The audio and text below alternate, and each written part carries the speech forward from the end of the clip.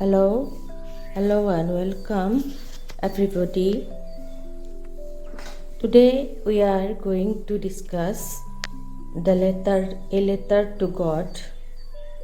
We are going to discuss it in Assamese because it's important for every student to know the inner beauty of the lesson. For the Assamese medium students, I am going to focus on the main points of a letter to God.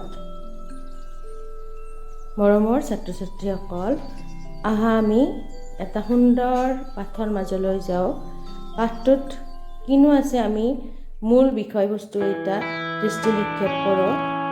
সুন্দৰকৈ এই ভিডিঅ'টোত উপস্থাপন কৰা হৈছে এই letter to গডৰ মূল বিষয়বস্তুকেইটা।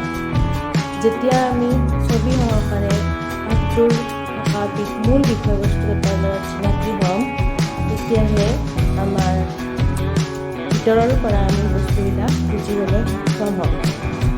বৰ্তমান সময়ত যিহেতু আমাৰ পৰীক্ষা পদ্ধতিবিলাক সলনি কৰা হৈছে, সলনি হোৱা পৰীক্ষা পদ্ধতিত আমাৰ কনচেপ্ট একেবাৰে শুদ্ধ হোৱাটো বিশেষ প্ৰয়োজন।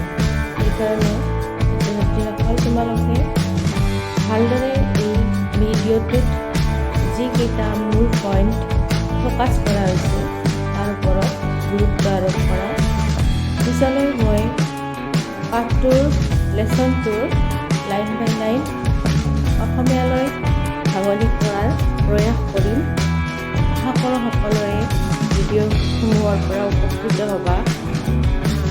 ছাত্ৰ ছাত্ৰীসকল, আৰু এটা বিষয়, তোমালোকৰ সুবিধাৰ কাৰণে পাঠসমূহৰ MCQ কুৱেশ্যন এণ্ড এনচাৰ্ছ তৈয়াৰ কৰা হৈছে। PDF আছে।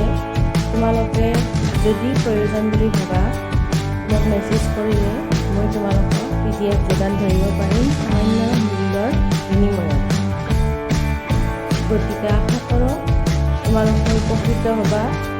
আহি থকা তোমালোকৰ 2025 বৰ্ষৰ নতুন পদ্ধতিৰ যি পৰীক্ষা ব্যৱস্থা, তাত সকলোৱে সুন্দৰ নম্বৰেৰে